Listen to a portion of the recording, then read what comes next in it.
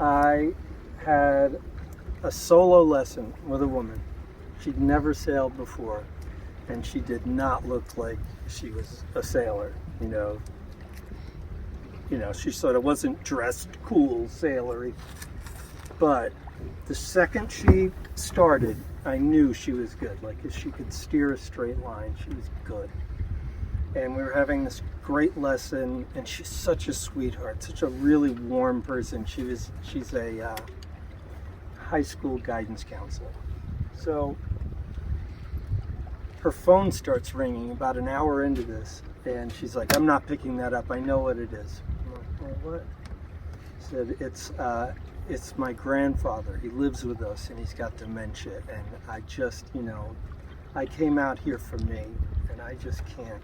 But it keeps ringing, So finally I say, "Look, I think you should either turn your phone off or pick it up, because you're really distracted. I want you to have a good time." And she said, "All right, I'll pick it up." So she picks it up, and all hell is breaking loose. Like, the husband's like, "I gotta go to work," and he's freaking out. And you hear her grandfather yelling in the background, "She's a liar! She's a liar!" He was full on. And the husband couldn't leave the home care person alone. She was scared. So she had told me a little bit about that. And so she's on the phone with her grandfather trying to calm him down now. And he's just screaming and screaming, and she can't, like 5 minutes. Now, she had told me before that he had been in the Navy in World War II. So I say, "Let me talk to him." And we're on FaceTime now. And I say, Joe, listen, my name's Mark. I heard you were in the Navy. I was in the Navy. And he's like, "Yeah, I was in don't believe a word she says."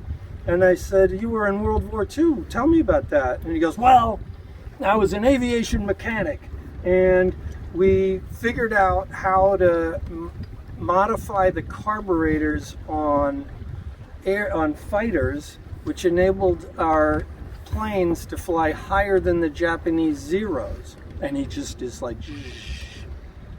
And I go, "That's amazing, man. You're like a hero." Like, he goes, "Yeah, we traveled all over the Pacific showing people how to do it."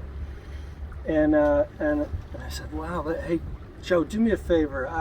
I heard that Maria is upset. Can you go check and see if she's okay?" "Yeah, all right." So I hang up, and she's just like, "What the hell just happened?" And I go, "I don't know. I heard that, like, somewhere that they're, when you trigger memories, and she goes, "That was incredible." But now she's all amped up. And I said, "Listen," I go, "I have a suggestion. Would you like to hear it?" She goes, "Okay." I said, "How about you just sit there?" And it was just like this. There was a nice wind, but it wasn't choppy. I said, "You just sit there, and let's not say anything for 5 minutes. Let's just I want you to listen to the water and the wind."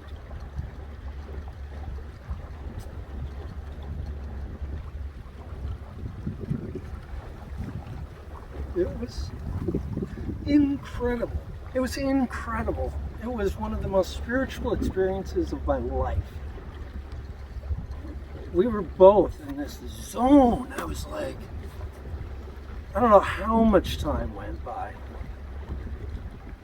It was, and I know she was feeling the same thing. And after a while, I go, "It's pretty great, right?" And she's like, I don't even know what to say. And we got back, like, we hardly said anything, and we hugged each other. And she's like, "I love you." I'm like, "I love you too." It was transcendent. Yeah. That's my story.